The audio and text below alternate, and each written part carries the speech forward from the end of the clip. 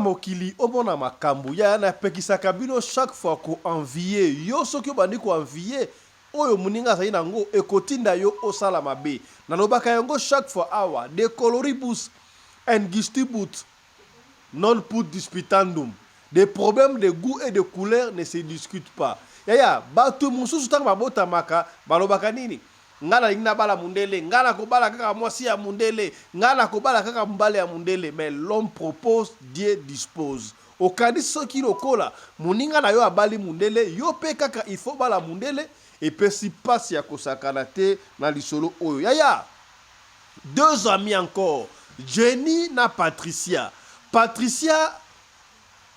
abalai koluka mobali ya mundele oyo muninga na ye Jenny asalaki mariage azala mobali ya mundele bafandaka bongo na Gombe babenga ngoni kotoku na côté ya Gombe kuna côté ya GB voilà alors bango mbale basalaki bana ya bon marché muninga komi na GB ye atikali na bon marché likolo ya ko envier via muninga Patricia ake koluka kisi pona azwa pe mobali ya mundele akutani na nganga ayebisi il faut okende kola na cimetière sokola na cimetière tokosala ba incantation okomona mobali ya mundele akoya okokoma pe na mobali ya mundele asalaki yango mobali ya mundele avant aya qu'est-ce qui s'est passé moto ya mukuse akomaki kobimela Patricia chaque 2 heures pour na feti pasi ya kosaka la teti sikaboye Patricia azali na problème yango liso tokobetela yo lelo awa na tongo ya lelo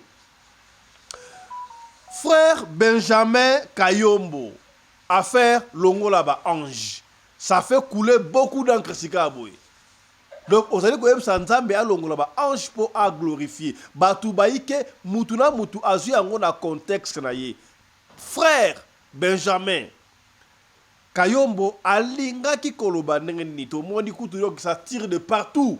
Ba prophète, ba pasteur, ba évangéliste ba ikoloba na ndenge na bango ba siliki ya kosakana te kasi awa na émission oyo tokosala analyse mukie ya nzembo oyo longola ba ange pour la yembela yo.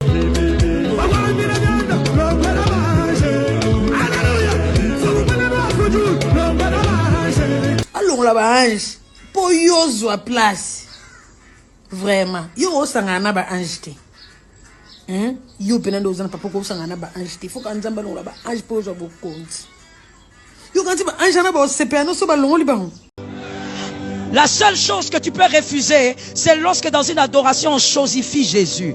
C'est lorsque dans une adoration on fait de Jésus un garçon de course.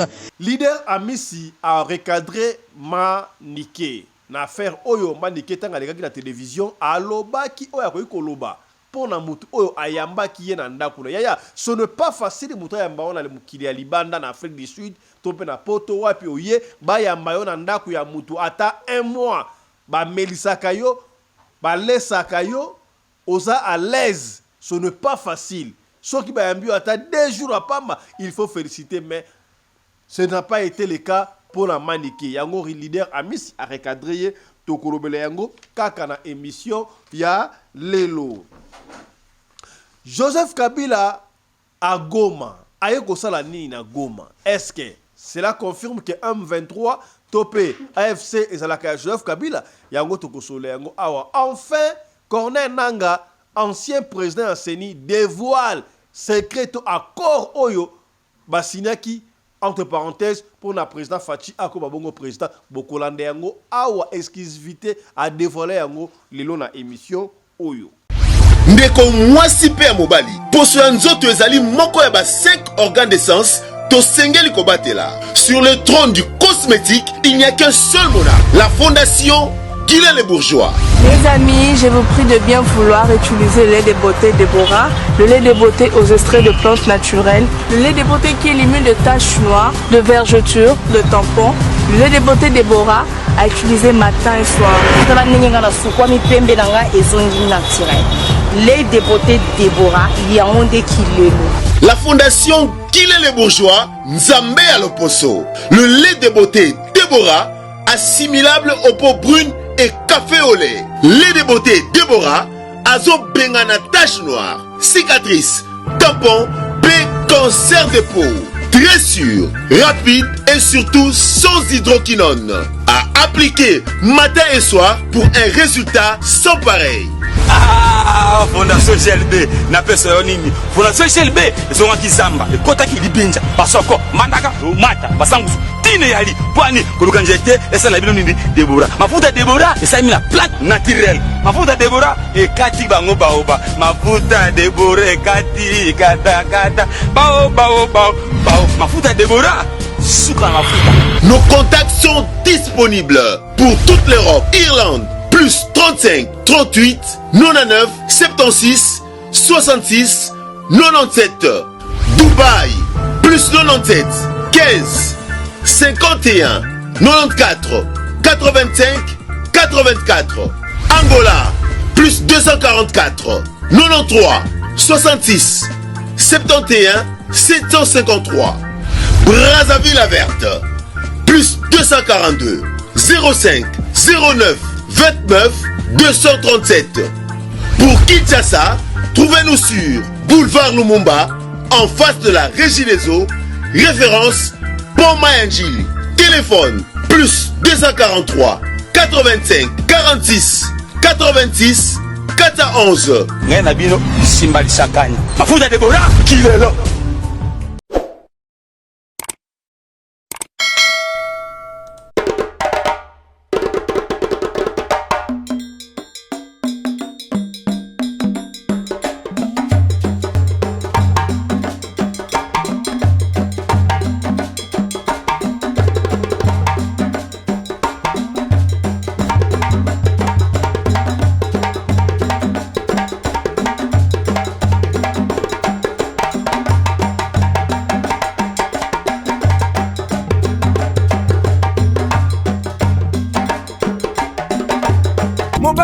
nga na mwina ngolo aboya hydroquinone soki ezotambola basheri bazokwea mayanga na retrouve douce tendresse affection epa na yo.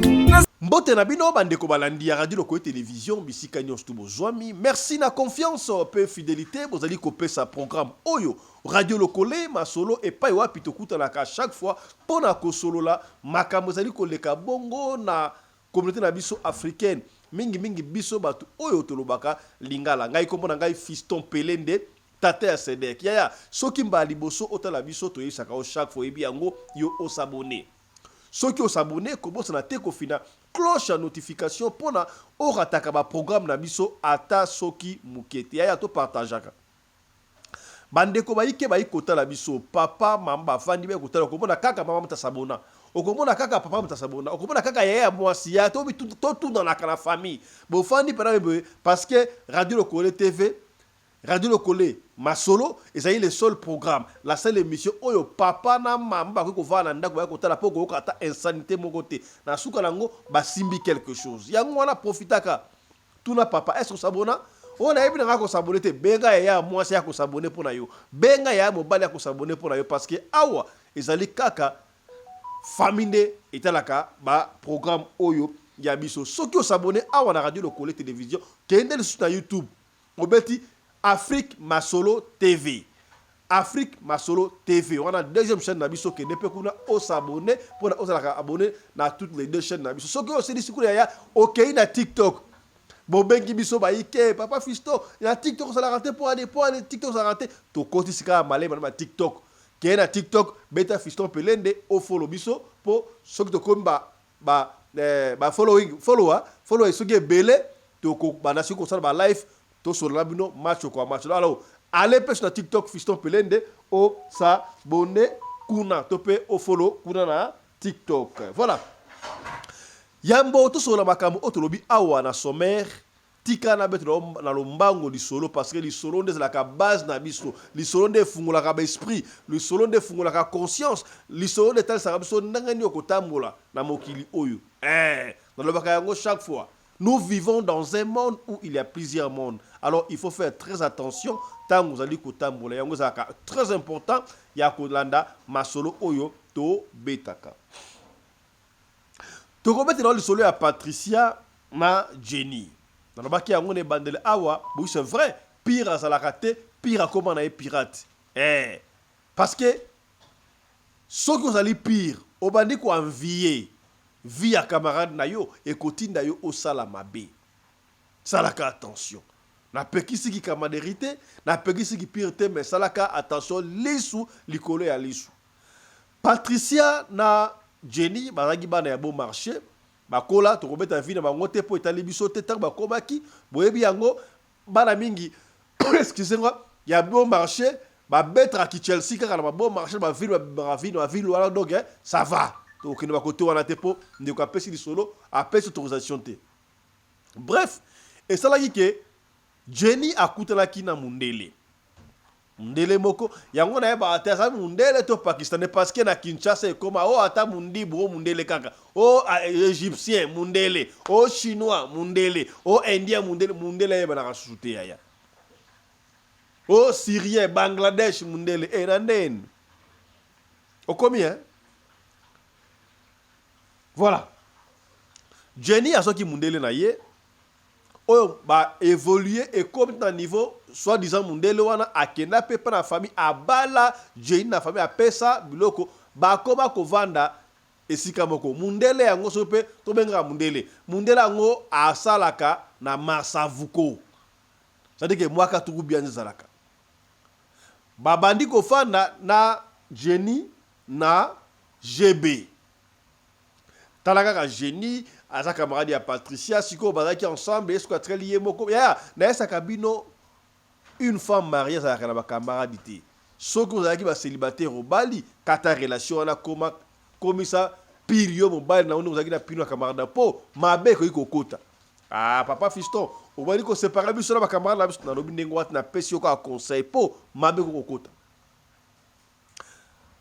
Jenny azalaka na une ambition to envie Yakobala mundele te mais esalami ndengo wana andimi ya bal na muto zaki na besoin yakobala mundele oyo abanda koloba ngo ngai fona bala kaka mundele ezalaki Patricia mais ekei po moninga na ye bafandi une année 2 ans siko vi oyo Jenny amenaka Patricia abandi koyoka bon nakoloba jalousie mais abandi koyoka moi envie azokoloba yango clairement Jenny yo peno za bien yo kuto souhaitaka na ote obala mundele ngabla souhaitaka bala mundele tasi yo to bali mundele oza pena bien awa na jebe ngavi na ona soko envie yango makasi soki nzamba sali ngai pe grâce na ju mundele na ngai pe ekozala kitoko talaka yo copine na ngaba copine ngo bali mundele soki ngapna bali mundele ezala ke biso na mindele ekozala kitoko makasi bon awa Patricia enviaki na ndenge ya mabete wana il faut être clair ouais na ndenge ya mabete sepelaki parce que souwe na ezaki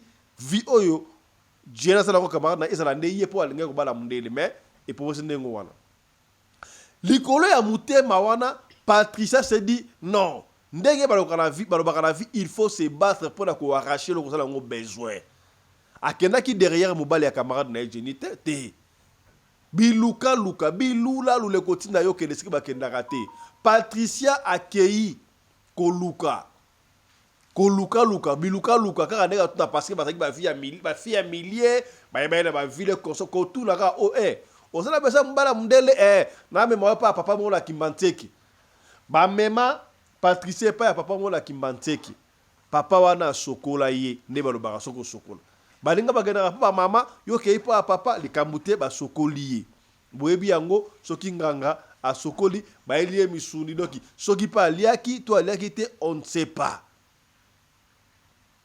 Pour ba jeune fille bakendaka bitali satalesa bilo loba muna kama kambu ya kosakana te condition oyo nganga wana apesi Patricia ayebisi osala on a bon marché il fallait que ça la na cimetière à Kimbanteke mais le cause a bon marché yo faut que na cimetière à Gombe na ebité moyen osala mais ça la tout yo kende na cimetière à Gombe kota kuna parti à 0h tombo no sokomona wana la na tombo wana titonton 4h beta yo ozu taxi oye ti epai nanga awa to si saba rituel avant la tombo wana yo saka est-ce que tombo na luka tombo ya mundele te n'importe quel tombo ça ya ba jeune fille au monaka au moins de 30 ans 25 ans kita bazo sala makambu ya minene o ba mikolo ya ba 40 ba 45 ba ko sala yango te bana ya mikolo vitesse android ndenge l'équipe ezo pesa ngai passe ya ko sakala te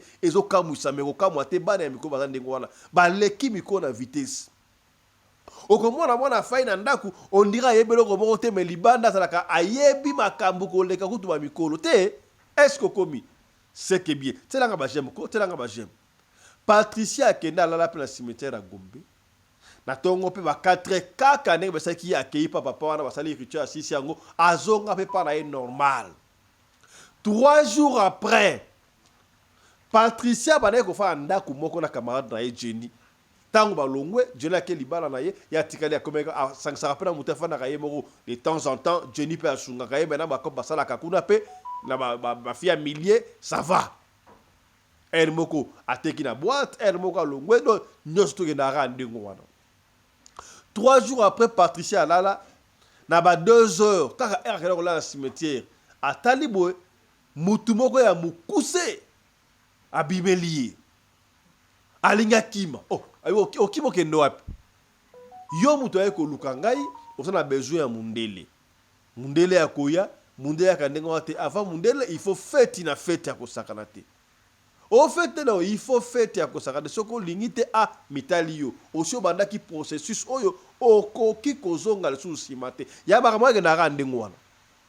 Alors Patricia a été obligée ya kondima fête wana c'est normal kitoko tina ba 4h sili Patricia alamuki abombi seka ko loba yango te lobi lisudo chaque jour ndengo wana mutu wana ya mukuse fête salama chaque jour pendant 6 mois tangu 6 mois ekoki Patricia kaka na bon marché abimaki ake soki lipa soki pe bamenga ngonini miliki pona Kongo bateka ba miliki ba sachi ba kobel akuta na mundele moko boye so yero sa on ne sait pas mundele wana asepe na Patricia rêve na ye ekomaki ndoto. Donc ba ndoto elati nzoto.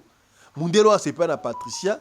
Alongola Patricia, azola Patricia ndaku na ville côté ya Sozacom, derrière Sozacom wana. Derrière Sozacom. Donc via bana ko luka Patricia azoya ngo kasi. Mutu ya mukuse wana atika kikoyate. Ti lelo mutu ya mukuse wana yaka. Patricia komo le kaboya a essayé sokyo meki ko boya ndeko wana mundelo sana ye. Richesse on angwala ekokende mundelo na okende. Tala ba vie oto kena koluka ya. Tala ba vie kena koluka. Siko Patricia papa Fisto oyebili solo ndenge nini makamu susu babomba kate Patricia pe ayebisaki mwa piri moko boye. Piri wana esaki piri moko siko yango mwa to kombo ya piri wana te mwa to kene ba koto ya te po Patricia soka landa kabiso po aotimbela to betika iso pa Fisto beta li solo opona openi ba jeune fille to envia kati. Soki etangamaki okubala mundele okubala kaka mundele. Soki pe olinga okubala mundele destiné peste ngwati obali mutu mwindu esa eloko moko te. Bino kataka minde ba extraordinaire. Mona ba kota so makanisho na bomwana ke mundele aza spécial, mundele aza extraordinaire. Non, il faut apprendre à vos enfants que la peau noire c'est la plus belle peau du monde. Ozan moto moindo bala moto moindo. Te c'est la plus belle peau du monde. Tala sika Patricia a joué le rôle qui matikal na difficulté. Semence nini o muto a mu kusona article la Patricia. Tala kunteki, tala kumamba. Isolé à Patricia na camarade na ye Jenny yango wana. Ete yote, ete ya yo o toloba kite, tolobi. Voilà. Autre chose à présent. Yaya artiste et musicien chrétien Benjamin Kayombo o de ko manzembu balongola ba ange ye ayemba tanga ko na lola et pesi polémique ya ko sakarate asali buzz na ye batu ba se pela nzembo wana partout ekomika kayango siko na contexte o nde ko yemba ki nzembo o na ebité d'abord on ne sait pas ce qui est beaucoup Benjamin akokota lola to kota te mais biso bana nzambe to kana foi que to kota lola. Bon, on suppose que Benjamin to continue lola ye ayeb nzambe alongola ba ange. Est-ce que ba ange ba kolongo parce que ba ange de ba liwana d'ailleurs to yebi yako que biso za ba chef ba ange non biso to kosam sa ba ange na bible lobby. Mais est-ce que to moni ça tire de partout? Joël Koto à lobby, maman, pasteur Joël, oh moi sur Joël à lobby, Koto à lobby, ça tire de partout. Mais moi, ce qui me concerne, avant la tête de Noboyoka, Ndengemo, à se défendre Ango, Yemogo Benjamin, Kayombo, na Francis, il n'a pas prophète, un prophète, maman, on a Joël Kabasele, un pasteur, non? Il est pénégal lobby, n'a pas pasteur et belé. Bon, moi je crois que dans ma canisi, bon, on a habité. Na koko dans ma canisi, na été, mais d'après Ndengani Koloba, c'est comme si a pesi expression moko ya rokumi sanzambe. Au moins des gens baka. Ata bokumi singaite par exemple, mabaga ekokumi sangai. Et ça peut être na cadre wana, on peut comprendre que non. Ata ba ange ba embeli nzambe te ngara kozala wana 24 heures sur 24 na embela nzambe. Bon, ata ba ange ba kumisaka nzambe. Bazana un repos nga soki na komi na lola na kozwa repote na kobandaka ko yembela nzambe ko kumisa nzambe ko adorer nzambe. Est-ce que ça la contexte wana na yebite. Ngala comprendre ngo peut-être la contexte wana na yebite. Te kana nu yemoko frère Benjamin Kayombo ndenge azoko expliquer. Yembo a expliqué après on a Joël Kabasele ndenge a expliqué et puis tozonga toka bale comme ça ne ba comprendre et puis tozonga on va continuer ba kaka ya Benjamin Kayombo oyo balongola ba ange ya yemba landa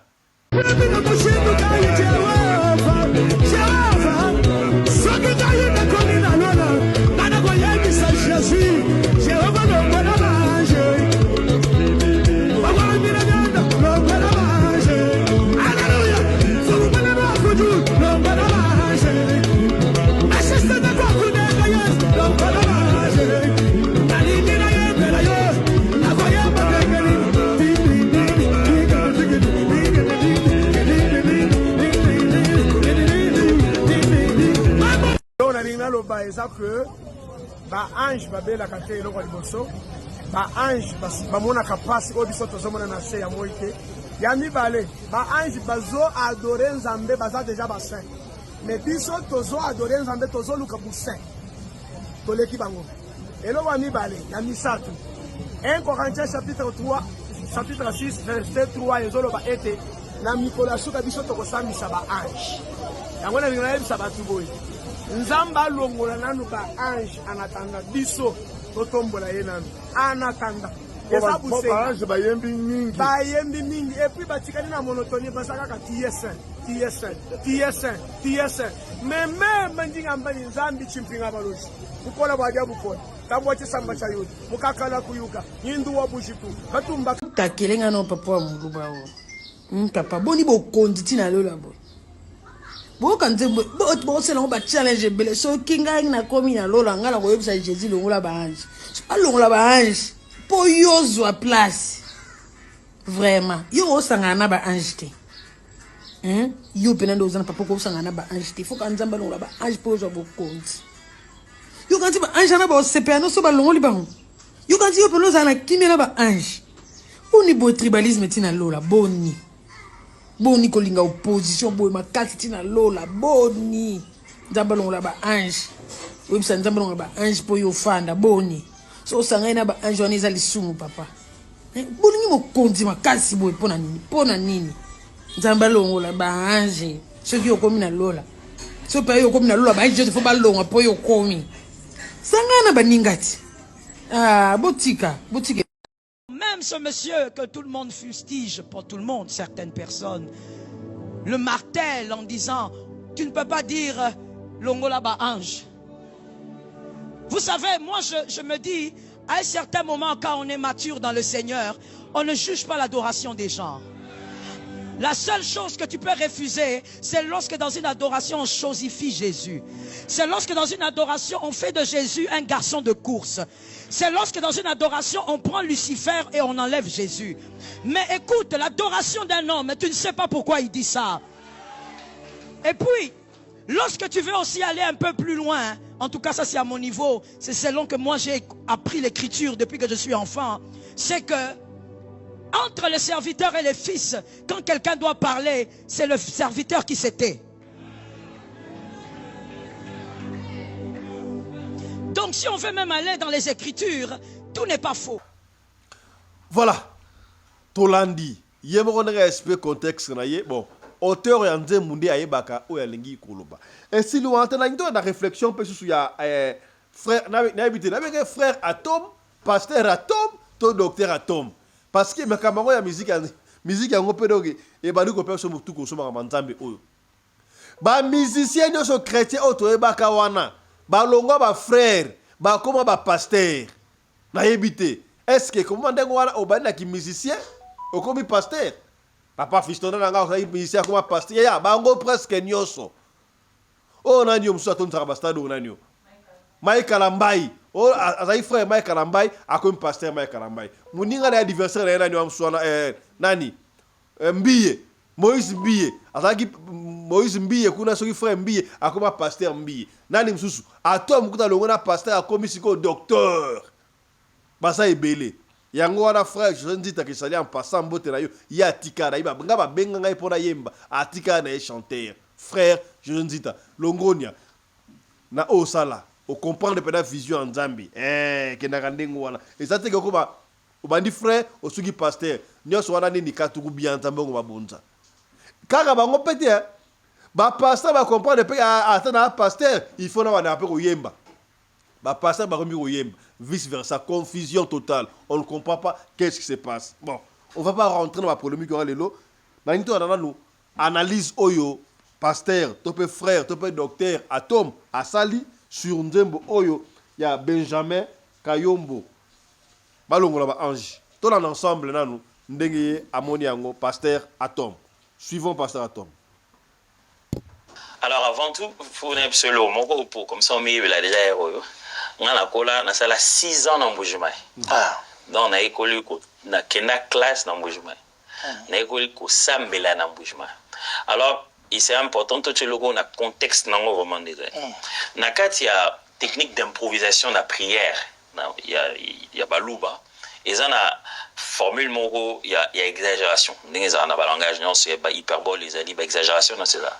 Alors, ça, la formule moro exagération, aux métaphores, je vais dire comparaison et l'équivalent comme en métaphore. C'est-à-dire que tant azo sam les panzambe, technique et improvisation, c'est ce qui fait que les loups aiment dire qu'ils sont des juifs. C'est quelque chose qui est dans la Bible qu'on appelle des teila. C'est-à-dire qu'azo improviser directement azo en même temps. Et tant azo en même temps, tu vois comme une lola. Tant azo en même temps, il a comparé seulement. Comparaison on a comme sous-entendu comme affirmation. C'est-à-dire que et là l'obake zambelangi tellement na commission que même ce qu'il était possible que ange ba longwanga na sa musa na place na banque je le ferai. C'est une formule d'étude que tu trouves dans la Bible. Paul utilise quand il parle de l'amour azoloba, même si vous pourrez prendre tout ce que vous avez donné aux pauvres. Et ça forme exagération. Et nakata et ça meleli nakata langage ezala mingi loko OK à affirmer eloko à l'équipe sous-entendu non parce qu'ils ont un contexte quelconque parce que le côté l'erreur théologique est tellement flagrant que c'est pas ça la démarche au cours le bâti qui nous a longola c'est sûr qu'il y a très bien mais ça expresse ça même s'il était possible qu'à la place de ce que font les anges nana sala non sala tala par exemple yes azolo mon bateau non so ba kumisenga tata mabanga voilà et ngoro ya ngonde mtengo kumisa ngoye mater mais ils a formé moi exagération et je mérite tellement la louange que n'importe quoi d'autre l'aurait rendu si l'humain ne l'avait pas fait. Alors but il y a il obélit au one on comprend en tant que quelqu'un qui a grandi dans ce système là. Et ça toujours technique il y a exagération au solo même s'il était possible que ma louange puisse substituer celle des anges, eh bien, Zambe, s'il le faut, l'on là-bas ange. Mais l'affirmation, si l'affirmation est Zamba l'on là-bas ange, pour m'tollouer la place, d'abord, un photo à calme. Et ça, bah, fait sans un meeting de thé. Donc, il sans un meeting de ange, tout bang, maman, ça m'a l'on là ange. Thé, ça la thé. C'est-à-dire, bah, sans un meeting de thé. Surtout, bon, comme le sang, mon sala, on a séquelé, ma web, sans un, pour tout vérifier théologie, non. Donc, il n'y a pas de panique. C'est Dieu qui décide des ésanges. Ça, c'est déjà l'autre de choses. Mais si on voit dans cela comme si, peut-être qu'on véhiculait dans tout que surtout ange, alors, la louange ou l'adoration n'est pas substitutif. C'est-à-dire que place. Parce que on adore Dieu en esprit et en vérité. C'est-à-dire c'est l'être de ce que tu es selon que Dieu est. Donc, nous avons besoin louange ange à remplacer en abat. Ange. Voilà, donc nous continuons à suivre pasteur Atom, ton frère Atom, suivez. Il y a Bisso Batou. Il y a vieillard, absolument. En tout cas, tout bête ma bon enseignement autour. Je crois que ça là. Je crois que lundi explication il y a docteur Atom, frère Atom, ça n'engage que y est-ce que Maloba Atom alobi na oyeboka loba qui ne bandeli et il y a une nuance tala kunseki tala kumamba de toutes les façons auteur yemo kumtazaka yebaka ni na nikoloba on comprendre hein? Voilà. Tout la affaire Oyo ya Maniké, oui c'est vrai, c'est le cas qui déjà, mais l'histoire nous enseigne toujours. L'histoire est une science qui étudie les événements du passé pour corriger le présent, afin d'envisager le futur. Oyo comme les Maniké, et comme Maniké a sué à mettre à nu Moutou ayambaki na mikili en poto. C'est pas facile dans ma pays Libanda, Afrique du Sud, poto. Moutou ayambaki pendant un jour. Un jour ça peut aller. Vous voyez pas Moutou komi ayambi a pesio mamaki. Moi donc kolia dans ce deuxième jour, troisième jour banda ko yima. Mais maniki a joué moi temps. Ya ko fanda pas na yebi soki mama ko na soki tata moi sta mais na suka ayeko poata. Ayem non smabli kana Libanda te. Et puis si passe et leader a misi abangite Abangi conflicté, alobi yango noir sur blanc. Maniké a beti faux. Landa leader amis. Suivez. Mais maye. D'accord. Ouais. Moutunanga ser nanga. Est-ce que maman tout le monde internet qui a bengene nanda c'est vrai? Mamni. ke babengani na ndako esika bana ovanda a video mona mona ki azolela tini tout bon en tout cas ndena yebeli ser nanga nande natalaka ba sortie médiatique na ye asalaka ndenga demaraka na batu na nini na yebi nanga lisolo te mais azana tort na condamné kaka azana tort na nini yaya na poto muta yambiyo atio na ndako ata mwana mama na bino faut yokaye ba consigne na ye na ndako ata na pays ba loi ezalaka kosala boye te tambola boye ezala boye po bozala bien mutu so alingaki ota oyambo na ndako na ye te ke foot hôtel ya combien franc stema yo yaka poto ofutaka combien par jour nayebi nanga likambu te nayebi te baweleli nini mais na condamné manike oza na tort po ndeko no ayambaki oza na tort est-ce que oyebi ndeko wana est-ce que oyebi ndako ngo bana ovanda oui nayebi nakenda de otika ye nayebi ko otika manike ndako bana ovanda oui nayebi na argentin nayebi na ndako ngai c'est pas tournage oui ndeko na ye ok d'accord ouais donc nayebi te problème ngo eza nini asalaki erreur fala banda bandeko botala kofana pa bandeko na salaki boye yango babengani nga est-ce que ça malamu to mabe mama manike ser nanga oyebi biso likambu te zonga na télé yebisa biso pourquoi batieo dehors na le bien dehors oui et français hein oui mais siko yo yebi likambu te ba bacheli muntu libanda pourquoi ko condamner mutu bacheli libanda ser nanga po gérer azama tata ser manike ama tata du retourna ki na yebo zala ki ya ser manike ba ka travailler ensemble boko ke sala sport publicité bo senga ki monta autant net 500 boko s'il ça fait bo 8 500 na ozwate so 7 zate bo fasse ba image ou bien bo beba ser manike te ha phénomène andenge da biloko zolo ba oyo ngo saga ba ngana mutu na ndako non te ko benga na ndako na lobi na yebi likambu te mais déjà quand na mona kazana tort oui me condamné par défaut pourquoi non yaya yo bo sincèrement niqué allez kana télé en manka ba du tout tous les musiciens mais au connaît sa famille na ye papa allo baka bon otanga manke libanda bon wana pe ba bande ko batute bande ko na yeti muta pe si on a visa au démarrer muta pe si visa pe si babongisa au démarrer mais abongisa ça a raison non à 5 ya on a lobby au moni na vinde to la raboler moto za la ba reconnaissant tu vois muta sali au bolamu en tout cas amoni de salake ndeko na ndenga che libanda amoni ndenge sali na ko souhaiter malheur na été nini te ser na biso mais ser na biso ayoka kati ayoka kati ozoki foot moto bande ko to bolimbisa nga nde na loba ser manike to zala na ser na nga mais ser ayoka kati izana conseil o yebisa etazwango loba za na position moko faiblesse ki azabe na terre da yokio ah oui mais so pena za na bien aoliane bien olala bien nini to ayokote ouais des fois ser yangwana ayoka kati de yo linga zo na TV aloba raison nini asalaki po ndeko na ye abimisa ye libanda po abando fanda bien. Mais malgré ça, il peut déjà tort en avance. Oui, il a fait tort. Comme pour yebier. Alubara na ye, a démarré batu, ali kana télévision. Yo kan so lela ki wana, bilo ko leader amisa sala. Ngam na yana o lela na télé. Bo ba mona mo pa leader amisiti. Oh, ya, nani talelaka. Ngate. Oui. Banda to banda na comédie tina lelo, mutalelaka na ba vidéo c'est moi. Oh, on a ça les théâtre. Pour ba toi yo kele mawa.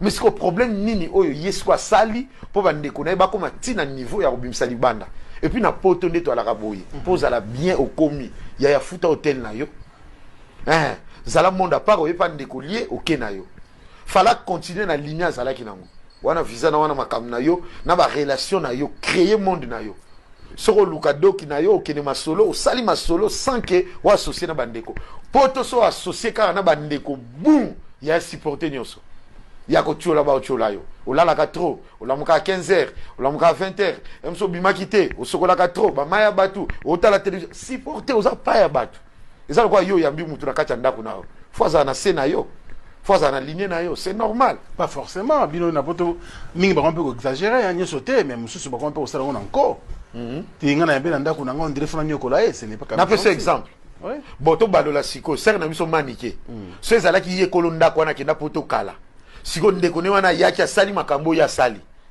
alingati kaka ndeko ne na ndako ubi alingaka benga na ye ana kini to balola ana kini manike boko la bato bele na ndako na ye ngana no balika poto ya be ya bandako muto azwaka visa ya ka poto azongaka a différent na mutaza na poto Frank Stemai nde yo zawa no zwaka visa oyaka ozongaka wa différent na nga nazalaka na poto ba réalité c'est belé papa soningo ba réalité poto tikala obaye poto début to tshaka lokola inane moko boye c'est galère ata ba otindela yo mais c'est souffrance moralement et puis na poto déjà biso tout ala na poto si to beba na mitu biso tout ala normalité likamuke na obenga nao c'est normal na Congo na supporter mais na poto na lili wana kota to beba to remarka ngona tana nzila zo loba mama na ngani na ngwetine ngana ya mboko yo na ozo na ngambongo na vivre bien mais stress so famille est stressée te ba camarade so ba camarade na musala so na musala te na ndako fandaka ou bien ba na yo stress ça partout et puis poto ndenge za wana oui ça bien o kanisa na mutu so na ye na bongi na sali boy non bata poto ya kala nyoso na beteli bango maboko baza fort bango ba sala ke lelo biso pe bata sikato ya na mikili yango po ba fongola biso mitema so yozo yoka te na bandeko okuti wana bo yoka na te fo yoka bango oui c'est vrai bata poto le mbazana moi keto batalaka oh ya yesikoyo akomi boye biso to ya kala to komi boye te oh te ba ko mo lingela ah oui aming ba pe bongo ah oui ba lingela atana ngap na vende ngwana ti na yamba ndeko mo boya utaka kotela nzela Grèce tanga ye wana pe oh na umona ka ndeko na mona ko mo fungwa makasi eza na ebite eza ndenga poto o koma mutema mabe obotama na ngote automatique na ko yokele ka zuwa ata lali na ina tali ka no oh me muto ala la bwende dote ate ya ote bon luka pe bandeko non na na mambolobi o ça veut dire que aux dédonner directement niquer on peut ces raisons tamusope pour na pese raison na pese mais pas déconner to yibango te to yibite qui a tort qui a raison pour ndako kota raté ora la raté oyibi parce que tanga raté yo que no tika ngani ke tamusu osuika na chaussée il y a côté à mati to yibite na 40e niveau ndako za combien de chambres tout ça wana oyibite alors pourquoi tu le condamnes na sali analyse banda abima na télé ti lelo na sangisi makam nyoso alobaka ndenga finga ka bato ademaka ka bato nyoso alobaka na englober na makambo ya lobi na tiango de na monisiko oya lobaka na o ajija ka bato condamna ka bato c'est belé makasi asernanga c'est comme ça qu'on condamne oui ndenge sa wana azali ki muta oya na ona télé te pour ça ndeko na ye fala trouver un normal abimi na ye a qu'est-ce qu'on luka vie na ye asala de vite ah maman ah sœur asala déjà vie na ndimite na vie na ye mobimba eloko pasi esala eti alela yango wana na ndimite ata yo tiki malili na poto kuna attention ba chao libanda na malili ibindenge sala yuza mona poto non mais ka yango de ce que policier ezongise siko mutu po ba bande ko bercer à comprendre siko poto na réalité bon mona 3 mois 4 mois 5 mois manikia comme différent bon mona na manikia sika ata biloba loba na télé za la soute en zonga c'est normal. Tout ça, dans 3 mois, dans Zonga. Voilà. Yaya, on dit que Joseph Kabila a foulé le sol de Goma. Joseph Kabila a quitté là-bas Goma tracien. Est-ce que arrivé à Joseph Kabila na Goma, cela confirme que M23 AFC et ça Joseph Kabila Kabange? Je ne vais pas rentrer dans les commentaires, mais on a une totale awa. Enfin, nanga alobi makambu o salama na éviter ce qui deal to compromis ni pour na mokonzi mboka actuel Félix Antoine Tshisekedi a comme président. Donc cela veut dire que mutu a gagné l'élection. Et ça qui Martin Fayoulou. Tout ça qui nani. Est-ce que o nanga koloba akosi moi j'ai toujours dit si nanga e koloba sikono alinga réparer ce qu'il avait fauché, les lions qu'il avait fabriqués, il veut les neutraliser. Erreur déjà. Pourquoi avez-vous laissé Mboka et comme la situation? Pour la ligne, si seulement si Moutoua Gana qui est là qui y était. Bon, proclamation qui est pour la ligne. Dans les côtés polémiques, nous avons Tolanda, Nanga, Marabalobi, à l'interview exclusivité. Et puis on va finir. Suivez. Monsieur Corneille Nanga, merci beaucoup de nous accorder du temps aujourd'hui pour cette interview. Je voudrais donc commencer par une première question. Pourriez-vous brièvement nous raconter votre parcours, notamment quel a été votre rôle dans le processus électoral qui a abouti à l'ascension de Tshisekedi au pouvoir? Bonjour madame et merci pour cette invitation. Je m'appelle Corneille Nanga Yobelou, ancien président de la commission électorale indépendante de la République démocratique du Congo. Je dirais que, en termes de profil, je suis congolais. J'ai été avec comme formation économiste de l'université de Kinshasa. Dans un premier temps, je suis le coordonnateur du réseau du savoir électoral de l'Afrique centrale, où je gère la question pour les 9 pays d'Afrique centrale. Dès là, je redeviens à la CENI en 2013 pour occuper cette fois-là le poste de secrétaire exécutif national adjoint. Je suis plutôt désigné président de la commission électorale nationale indépendante. J'exerce donc cette fonction depuis 2015 jusqu'en 2022.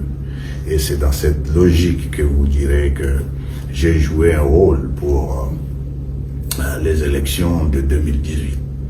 Les élections qui auraient dû avoir lieu en 2016, mais elles auront lieu 2 ans après, et dans notre vocabulaire, on parle souvent des glissements.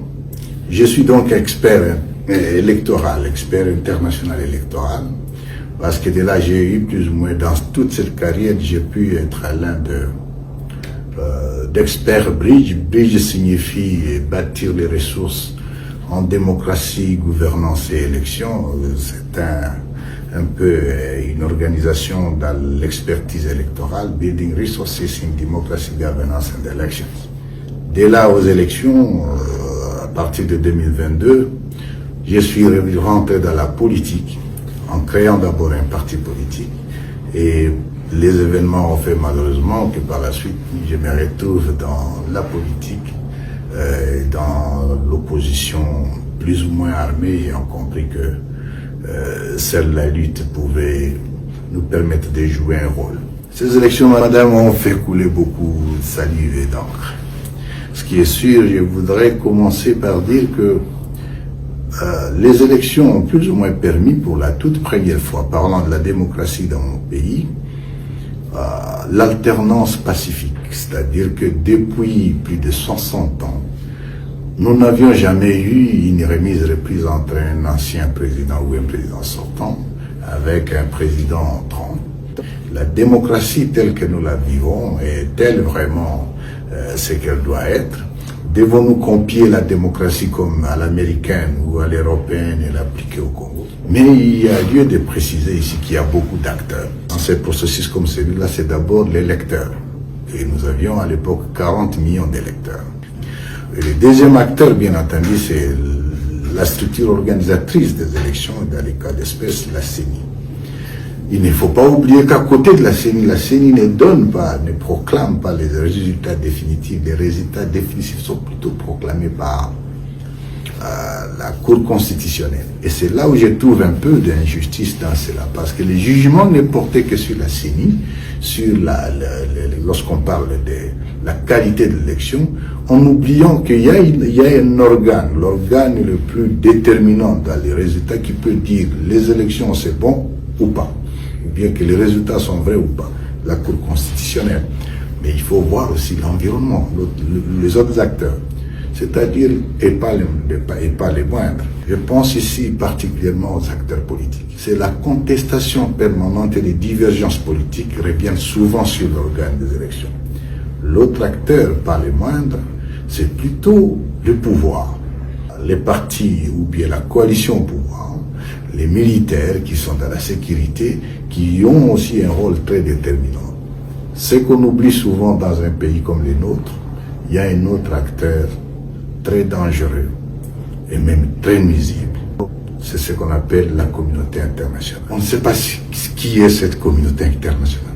Et c'est les Nations Unies, et ce sont les États-Unis, et c'est le pays, c'est l'Union européenne. C'est quel pays exactement? Quand vous êtes président de la CENI, vous opérez donc dans cet environnement où il y a une sorte de divergence permanente d'intérêts. Pour les élections de 2018, il faut les préciser.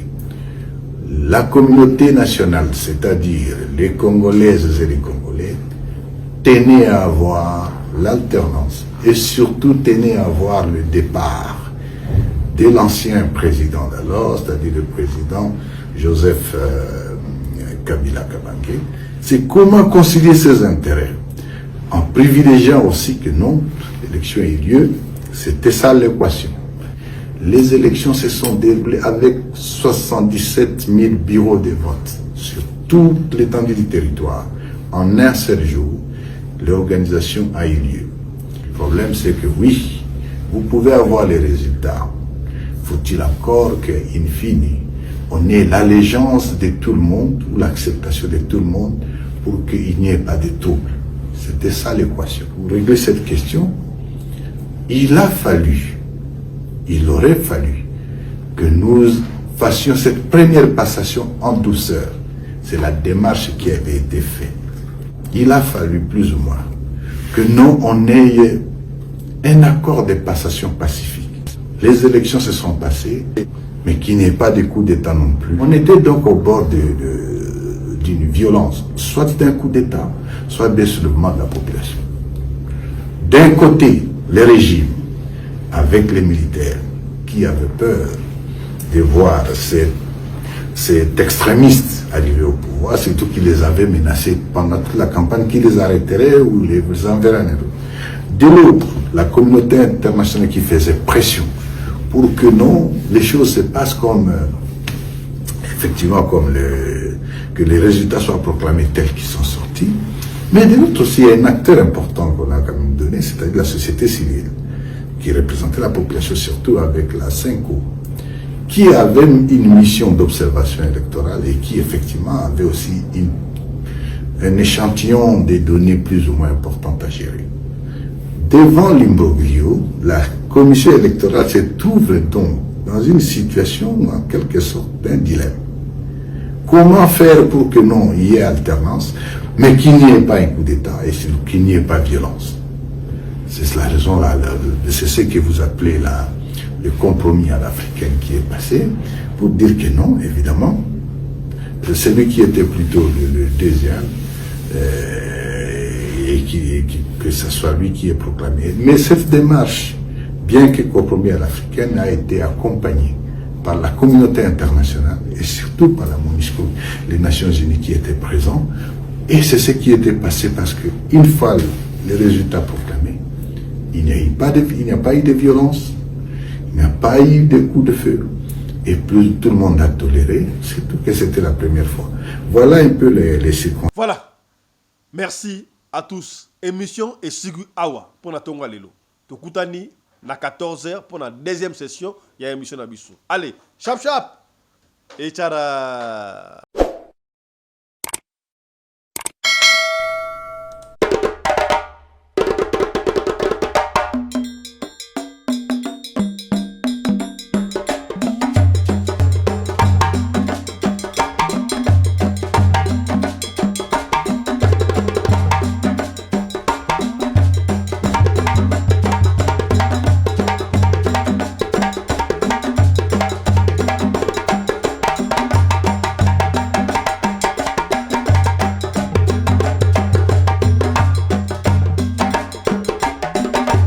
mobali mbinga na mwina ngolo aboya hydroquinone soki ezotambola basheri bazokwea mayanga na retrouve douce tendresse affection epa na yo